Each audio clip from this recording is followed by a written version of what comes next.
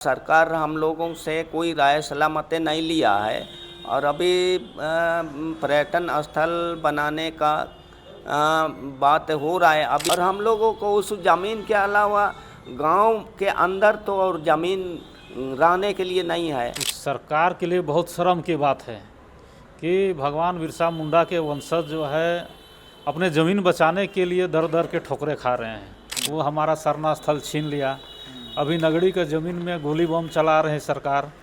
यहाँ भी मन नहीं भरा तो अब वंशज धरती आबा बिरसा मुंडा जिनके नाम से पूरे राष्ट्र में झारखंड को जाना जाता है। झारखंड में फिर से जमीन विवाद को लेकर के एक और घटना सामने आई है उलिहातू से, जहां पर बिरसा जन्मस्थली को पर्यटक स्थल के तौर पर आपने देखा होगा कि सरकार ने घोषित किया था।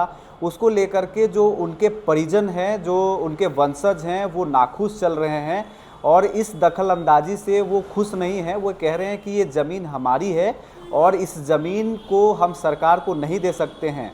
हमारे साथ में बुधराम मुंडा जी हैं जो उनके पोते हैं। हम चलिए बातचीत करेंगे। क्या यही मसला है? जी हाँ, मसला तो यही पर्यटन स्थल बनाने का सरकार हम लोगों से कोई राय सलाह मत नहीं लिया है और अभी पर्यटन स्थल बनाने का बात हो रहा है अभी। कल परसों से तो काम शुरू होने जैसा बात चल रहा है, किंतु हम लोगों को तकलीफ भी महसूस हो रहा है कि उस ज़मीन तो हमारी है और सरकार बिना हमसे परामर्श लिए, राय सलामत लिए क्यों बनाएगी। मतलब वो आप ही लोगों के ज़मीन पर पर्यटक स्थल बन रही है जहां उनका जन्म हुआ था? जी हाँ, उसी जन्मस्थली को ही पर्यटन के लिए हम लोग चाहते हैं कि उलियातू में पर्यटन स्थल बने, लेकिन गैर मजरूआ सामूहिक ज़मीन जो होता है उस ज़मीन में बनाए तो हम लोगों को तकलीफ़ नहीं होगा, अपना घर से बेघर नहीं होना पड़ेगा।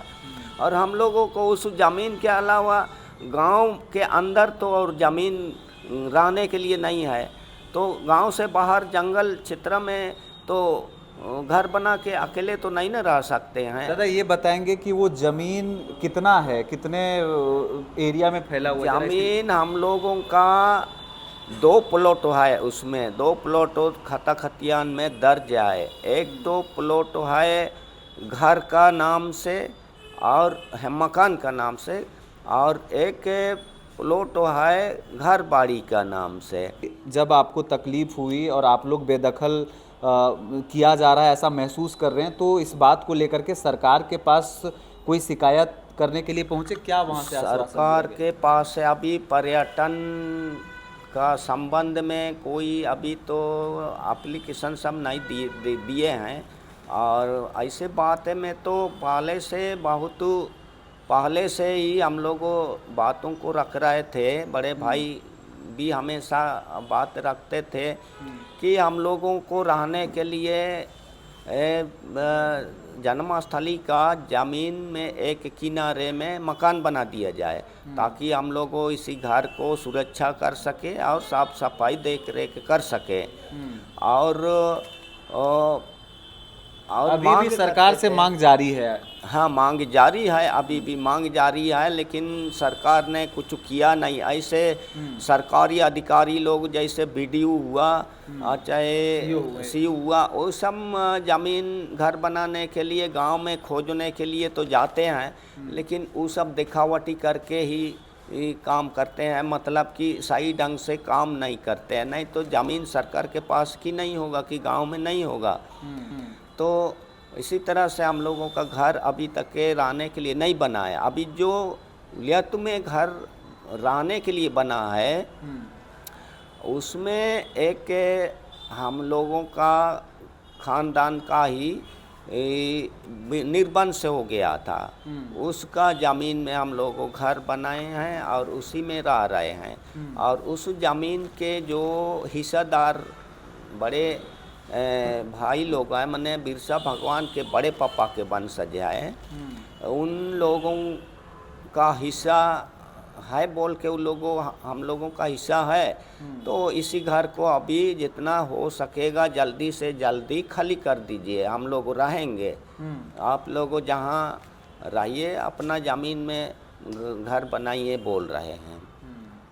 अच्छा, तो आपने सुना कि किस तरह से बिरसा मुंडा के पर्यटक स्थल को लेकर के जो ज़मीन चिन्हित किया गया है और बिरसा मुंडा के यादों को लेकर के, उनके स्मृति के पर्यटक स्थल को लेकर के क्या बिरसा मुंडा की ही ज़मीन को छीना जा रहा है, एक बहुत बड़ा सवालिया निशान है। और उसी को लेकर के बुधुराम मुंडा जो हैं वो अखिल भारतीय आदिवासी विकास परिषद के केंद्रीय सरना समिति में अपनी शिकायत लेकर के आए हैं। यहाँ पर और भी लोग हैं। दादा, क्या लग रहा है मैटर में आपको? ये तो बहुत गलत बात है ना, बिना अनुमति का सरकार उनका ज़मीन को पर्यटन स्थल घोषित कर रहा है, जो गलत चीज़ है। तो बनाना है तो गैर मंजूर ज़मीन में बनाइए। आप लोगों के पास शिकायत आया हुआ, अब क्या करेंगे? इसके लिए लड़ाई लड़ेंगे हम लोग, लड़ाई लड़ेंगे, लेकिन उसको न्याय दिलाएंगे हम लोग।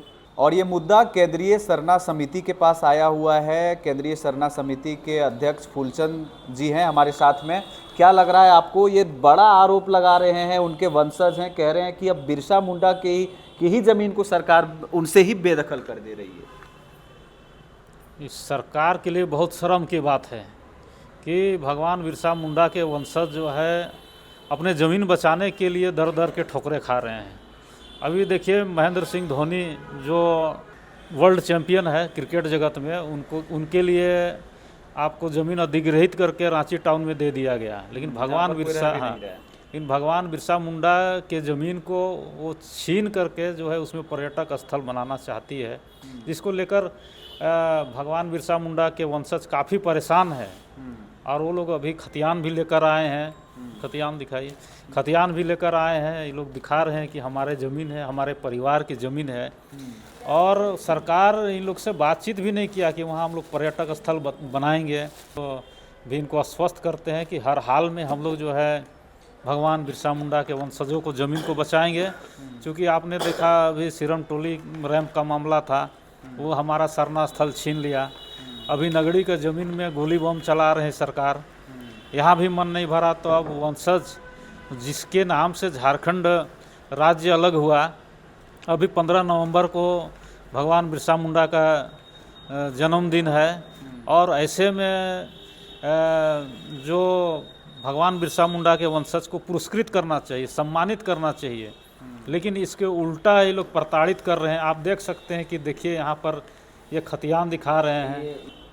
ज़मीन है 1668, 2120 और इस तरह से 6 डिसमिल, कहीं 7 डिसमिल, कहीं 13 डिसमिल, इस तरह का खतियान दिखा रहा है। तो इसमें इस तरह का ज़मीन ये लोग दिखा रहा है और इस तरह का ज़मीन। आप लोग क्या करेंगे अब, चूँकि मुद्दा आप लोगों के पास आया हुआ है, कैसे लड़ेंगे?